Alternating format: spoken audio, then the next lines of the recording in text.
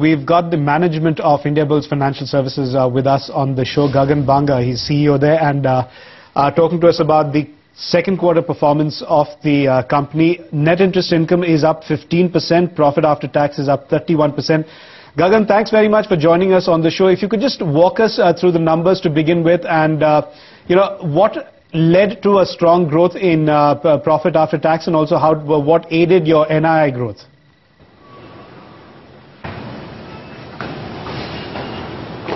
The company has been focusing on growing its home loan book, especially to the salaried segment under 25 lakhs. So we continue to see momentum in that, and the AUM has now grown to a little over 31,000 crores, which is a 25% odd growth in the AUM. The balance sheet is overall up by about 30 odd %.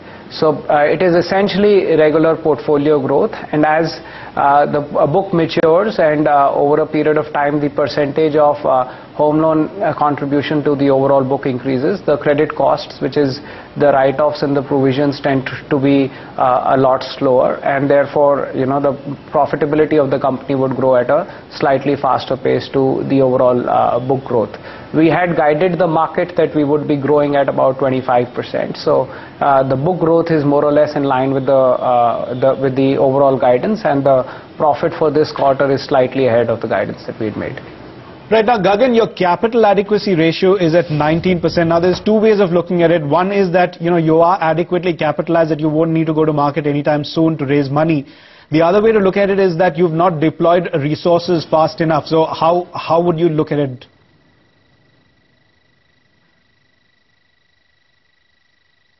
No, we had raised capital ahead of time, and that has been our philosophy, because in our type of a business, credit ratings are extremely important. So we had indeed raised capital well ahead of time in the period of 2006 to 2009, and since then we haven't diluted. We have no intention of diluting in any time in the near future. And it is that inherent core capital plus the very strong profitability of the organization which adds to retained earnings and therefore adds to net worth, which is ensuring that capital stays strong. I am personally of the belief that the company in the next 2 to 3 years also would tend to maintain an overall CRAR of well over 18%, with Tier 1 staying at above 17%. So we would like to live with these two numbers for at least the next couple of years, if not longer. So no dilution, and this capital is strong enough to take us, including the retained earnings that we would be doing retain of the dividend payout of between 40 and 45% that we do every year. We should be able to come through for the next 2 years. Gagan, now you had stated earlier that there would be a profit growth in FY13 to the tune of 20 to 22% and asset book growth of 25% for FY13. Are you on target for these?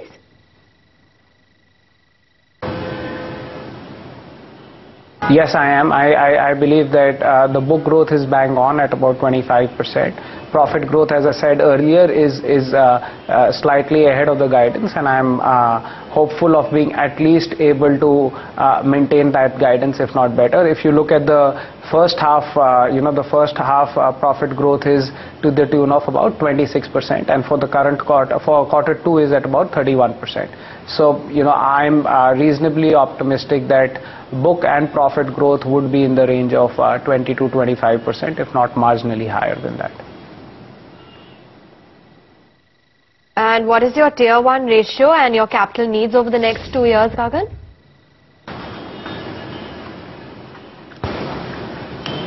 The overall capital adequacy, as I said, is at 18.87. Tier 1 is at a little over 17%. There is absolutely no need of any type of equity dilution to happen. We would continue to raise Tier 2 and perpetual type of paper, so which would help us maintain capital adequacy.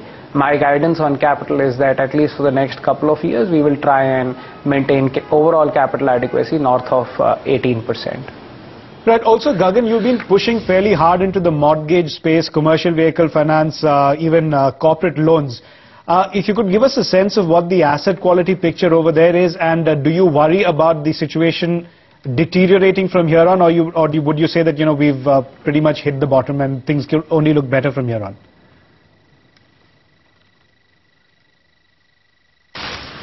See, our asset profile has maintained well. So if you look at how our NPLs have played out from 1% 2 years ago, we are down to actually 0.76% on gross NPLs. So overall NPL position for the company has been good. This is essentially thanks to the fact that we have over the course of the last 4 to 5 years focused extremely hard on creating a space for ourselves in the home loan space, and within the home loan space in the salaried segment, which is below 25 lakhs, which tends to be extremely stable. So the way I would look at things is that unless there is a massive retention that the country witnesses, historically housing finance companies have maintained superior credit performance, and if you look at the gross NPL position of the couple of large housing finance companies who are our peers, it would be in the same range of 0.7 to 1%. So I am very hopeful and confident that NPL position would stay steady. And as a area of focus, which home loans is for us, what we've also decided is that once the reverse merger process is over, we will consider even changing the name of the resultant entity, which is Indiabulls Housing Finance, and make it even more developmental and focused towards the whole housing finance opportunity which we are trying to pursue, housing and mortgage finance opportunity. So hopefully by the end of the fiscal year we should be coming back to you with a changed name.